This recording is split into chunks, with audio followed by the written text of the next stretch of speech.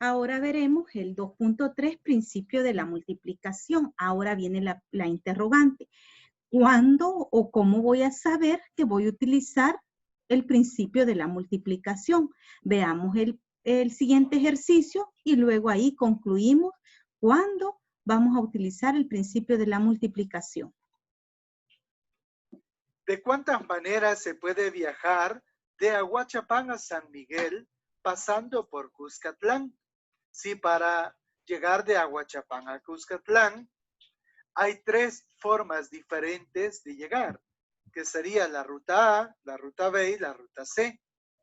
Y para llegar de Cuscatlán a San Miguel hay cuatro formas diferentes de llegar, que son la ruta D, la ruta E, la ruta F y la ruta G. Veamos entonces. Tenemos acá el mapa.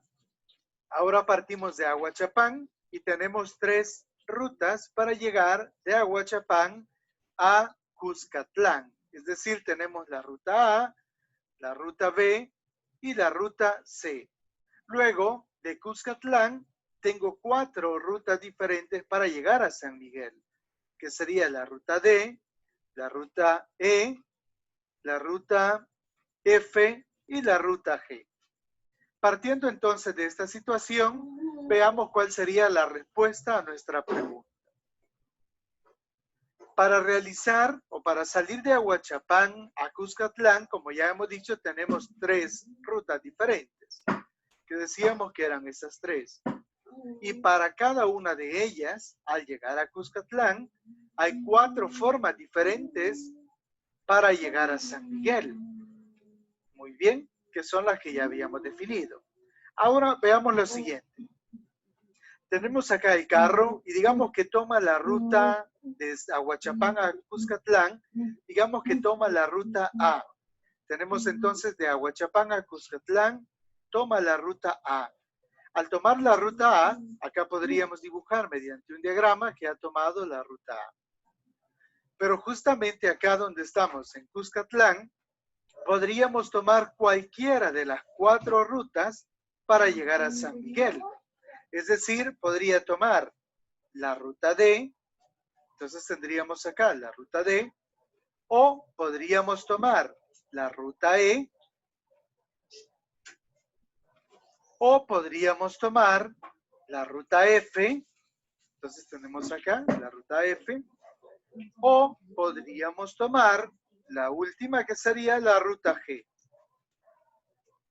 Entonces, como pueden observar, el diagrama nos queda de esta manera cuando ha partido mediante la ruta A de Ahuachapán a Cuscatlán. Ahora, ¿qué pasaría entonces si ahora de Ahuachapán a Cuscatlán toma la ruta B? Entonces, si toma la ruta B, tendríamos acá en el diagrama algo como esto. Ahora resulta que para llegar de Cuscatlán a San Miguel, ¿cuántas rutas puede tomar? Otra vez puede tomar cualquiera de las cuatro, es decir, puede tomar la ruta D, puede tomar la ruta E, puede tomar la ruta F o puede tomar la ruta G. Entonces nuevamente nos quedaría de esta manera. Finalmente, si tomara de Ahuachapán a Cuscatlán, si tomara la ruta C, entonces nos quedaría en la gráfica así, pues claramente se observa que repetimos el mismo proceso. Para llegar ahora de Cuscatlán a San Miguel puede tomar cualquiera de las cuatro rutas, obteniendo entonces un diagrama como el que ya teníamos acá, la ruta D, la ruta E, la ruta F o la ruta G. Entonces, el total de maneras para llegar de Ahuachapán, desde acá a San Miguel, pero pasando por Cuscatlán, sería entonces de 3 por 4. Es decir, 12 maneras diferentes. Como puedes observar, se pudo acá concluir de que no necesitamos el diagrama al final, sino que basta con multiplicar las posibilidades que tengo para llegar de Ahuachapán a Cuscatlán, que son 3, multiplicarla con la cantidad de posibilidades que tengo de Cuscatlán a San Miguel, que son 4.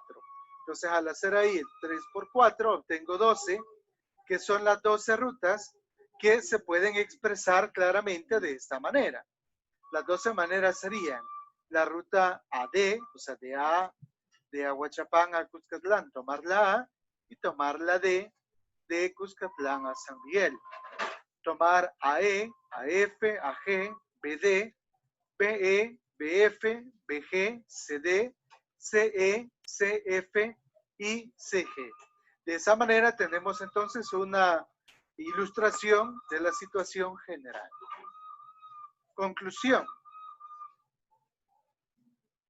Si un evento o condición A puede ocurrir de A maneras y para cada una de estas maneras un evento o condición B puede ocurrir de B maneras, entonces el total de formas que puede ocurrir el evento A y el evento B, es decir, los dos, uno a continuación del otro, es A por B. A este resultado se le conoce como principio de la multiplicación.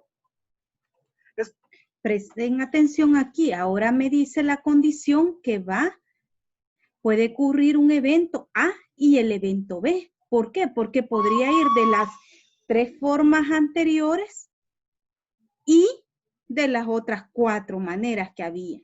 Entonces, a eso le va a llamar principio de la multiplicación.